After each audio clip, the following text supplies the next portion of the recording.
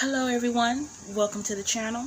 You're here to watch Real Rewind, and I'm here to tell you about a movie that I watched on a weekend that was comedic, it was gross, and it was bizarre. I couldn't help but think to myself while watching this movie during a particular scene that we'll talk about later, that I walked into the wrong bedroom, and it wasn't humans, it was creatures.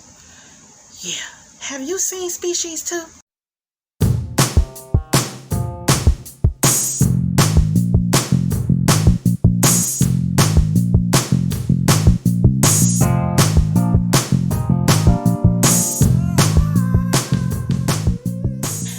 Before we get into the review, let's have a little chit chat my cinematics. Now, in the last episode of Real Rewind, I mentioned that I was anticipating watching The Woman in the Yard, which I still am. Over time, since it has premiered, people have watched it, of course, and guess what? People have talked about how they feel about it. Now, I haven't taken a deep dive into anyone's review or reaction of the movie because I want to see it.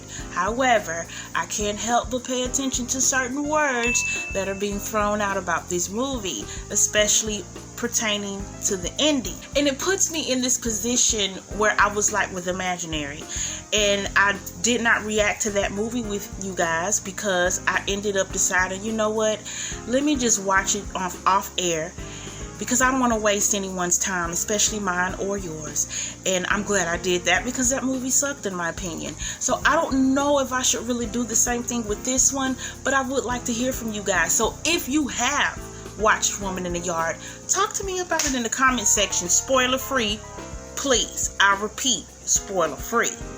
But I would like to hear your thoughts and opinions on the movie. Now, here's the thing. Coming up here, I have a tooth extraction that I have scheduled, which is my last wisdom tooth. And I know I'm going to be missing for some time. And not only would this be a good time for you to binge watch the channel to help us get to 1K subscribers and get those watch hours up. Okay? Now, what is the point? The point is, I gotta go to the dentist. And in me mentioning that to a friend who knows about my channel, he said, hey, you know what? Have you ever seen The Dentist, which is a horror movie? And I said, no, I haven't. Didn't even know they made a horror movie about a dentist. What could you do for over an hour with a dentist, right? He told me, you gotta check it out because it's actually a cult classic.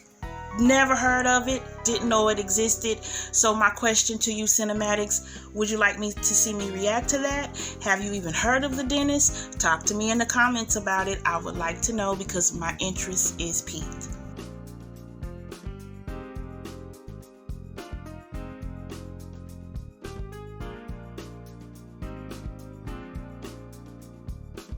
Alright, so we're done with the chit chat. Let's talk about why we're really here. Species 2. This movie came out in 1998 and it is a sequel. We did do a reaction to the first one in the beginning days of Clubhouse 81's channel, so if you would like to check that out, the link is in the description box. But it does have most of its cast returning, which is Natasha Hendricks, Michael Madsen, the lady who played Dr. Laura, also introducing the guy from Forrest Gump who played Bubba, and a guy whose name is Justin Lazard who plays Patrick, and I recognize his face from the movie Universal Soldier. So let's go ahead and talk about the 1998 movie that shows creatures in heat. Okay, so this movie starts out with Patrick and Ann and Dennis. They're 3 astronauts and they're on a mission to Mars. Upon returning to Earth, a substance is released and exposed to the crew. When they return, they are instructed to quarantine and abstain from sex for 10 days. Now, these grown people, they didn't do that. But Patrick's hormones said, not today, doctor. So he went and immediately slept with 2 women who within seconds after gives violent births to some hybrid kids. Now, back at the lab, the same lab from the first one, somehow, Eve, which is the new version of Seal, has some freaky, kinky mental connection every time Patrick has sex. And I'm so confused by that because Eve was created in that lab. She is not originally from Mars. So I don't know how in the hell she got a connection, but hey, Who knows? Next, Anne decides to go to Pound Town with her husband, only to give birth to an octopus, kill its daddy and his mama, and die all at the same time with Dr. Lauren and Press. Meanwhile, Patrick has murdered his fiance and created another hybrid child.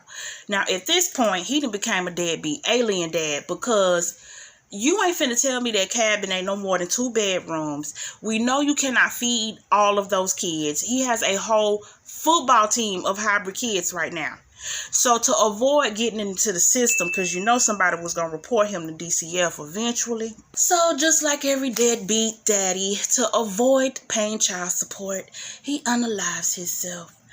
But, you know, he comes back to life. He regenerates, which, by the way, was a great CGI scene. I'm pretty sure this was like the big shebang bang talk when it came out, because of how they show it in its full. And it still looks pretty decent in 2025.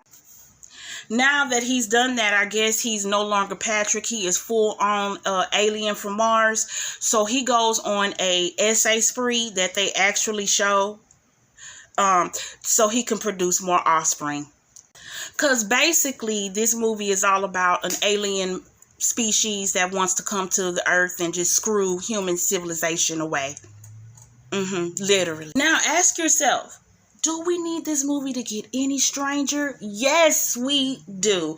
Laura activates Eve's alien telepathy to Patrick so that they, the team, can track his location. But Eve goes into heat. And that's not good, honey, because she is going to give it up to Patrick faster than a dollar bill at a strip club. So now that they realize they can't use Eve as a weapon against Patrick, they end up discovering through the test that they had at the beginning that Dennis's blood, he has a sickle cell trait, and that is how come he didn't get infected by the alien. So they're going to use his blood to take out Patrick. Now, Press and Laura must have forgot they was in the first movie, because Seal escaped from this same lab and went on a cross-country spree finding her a baby daddy. And Eve, of course, does what? The same thing. Breaks out of the lab because she just cannot resist the Tom Ford cologne that Patrick is wearing. They meet up, immediately start banging it out, and of course, like a praying mantis, once he gets done, he kills her. To be technical, Dr. Laura called out to her in the middle of him busting it off, and she was like, "Help us!" And then, you know, Eve like kind of went back, I guess, into her human thoughts, which is so weird and confusing, and ended up trying to fight off Patrick, but he got the best of her. Anywho, so Press uses a pitchfork and stabs poor Dennis in the leg as a desperate last attempt to take out Patrick, which he does. Patrick dies. All the Cocoon kids die. But for some reason in the movie, everybody forgot Eve was getting banged out before she died. So she is pregnant, and inside of the ambulance where they just put the body is a hybrid kid and a cat. How did they miss that? I do not know, but her stomach swells, the screen goes black, so that indicates that this was Patrick's last minutes to society being born. Whew. My goodness, what the hell was this movie? Because I was so grossed out. I was so uncomfortable, especially during this particular scene right here. Like listen, great special effects. I get it. It looked good. But we just didn't need to see the creatures going at it, banging it out like that. No. But Dennis's character did make me stay in this movie because he was kind of like the comedic relief for me.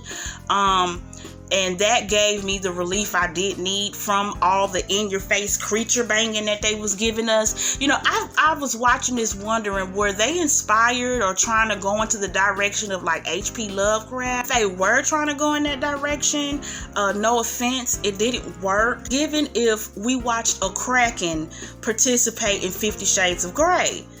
It was very uncomfortable and disgusting and confusing, bizarre, and I just don't want to watch it again. Overall, no, I did not walk away enjoying this watch, but I would not label this as trash.